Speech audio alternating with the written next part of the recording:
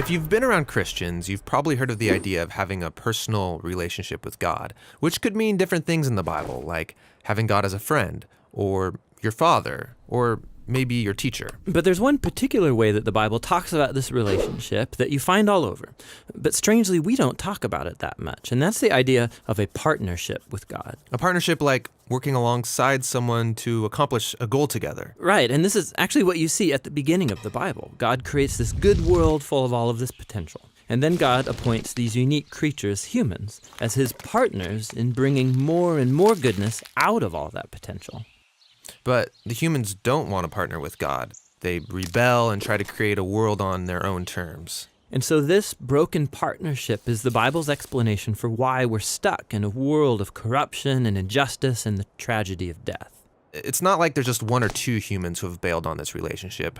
In the story of the Bible, everyone has abandoned the partnership with God. So what God does is select a smaller group of people out of the many, and he makes a new partnership with them called a covenant.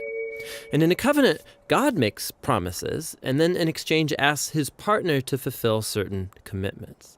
And the purpose of all of this is to somehow use this covenant relationship to renew his partnership with everybody else. Now, there are actually 4 times in the Old Testament that we're told God initiates a covenant relationship with Noah, Abraham, the nation of Israel, and King David. And it's through these that God is forming a covenant family into which all people will eventually be invited.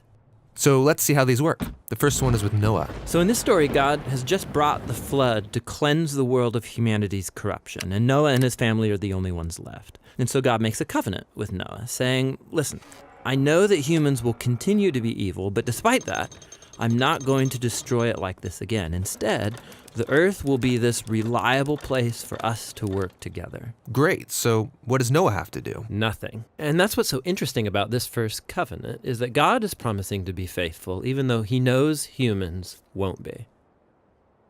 The next time we see God make a covenant is with a man named Abraham. God chooses him, promises to bless him, give him a large family, lots of land where they can flourish. And in return, God asks Abraham to trust him and train up his family to do what is right and just. And the whole reason for this covenant is God says that somehow he's going to bring his blessing to all families of the world through this one family.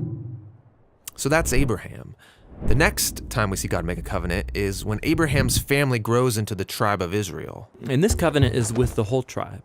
God asks them to obey a set of laws, which are these guidelines for living well as a community of God's partners. And if they do this, then God promises to bless them and that they will become a people who then represent him to the rest of humanity. That's the covenant with Israel.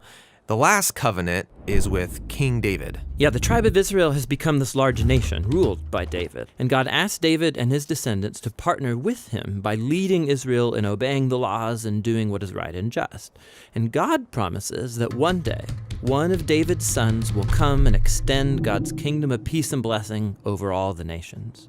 So those are the 4 covenants that God makes in order to restore his partnership with the whole world. But here's what happens. Israel breaks the covenant. They worship other gods, they allow horrible injustice, and so they lose their land and are forced off into exile. So it seems hopeless. But during this time, Israel's prophets talked about a day when God would restore these covenants in spite of Israel's failure, somehow. Yeah, they called it the New Covenant. And this is actually what's so interesting about Jesus, is that he's introduced into this story as the one who fulfills all of these covenant relationships. We're told that he's from the family of Abraham, and so he will bring the blessings of that family to the whole world. We're told that he's the faithful Israelite who was able to truly obey the law. And we're told that he's the king from the line of David, and so he goes about extending God's kingdom of justice and peace to all. And that's really remarkable for one guy.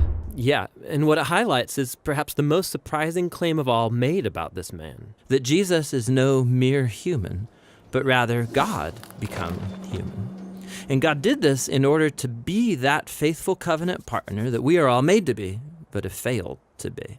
And so through Jesus, God has opened up a way for anyone to be in a renewed partnership with him. So Jesus calls people to follow him and become part of this new covenant family. And despite their failures, Jesus is committed to making them into partners who are becoming more and more faithful.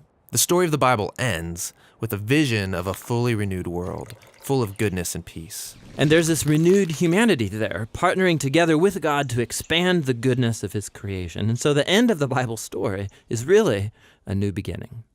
Hey, this is Tim. And this is John. We think one of the best ways to understand the Bible is to take its core themes and trace them all the way from the beginning through to the end. We also take individual books of the Bible and explore their themes and structure. We're a nonprofit, and we're always raising money for the next video, and you could be a part of helping us do that. You might not know that Tim is a pastor here in Portland at Door of Hope Church, and he's got some really good sermons. You can find them at timmackey.com. You can download high-resolution versions of all these videos. You can get study guides, all for free at jointhebibleproject.com.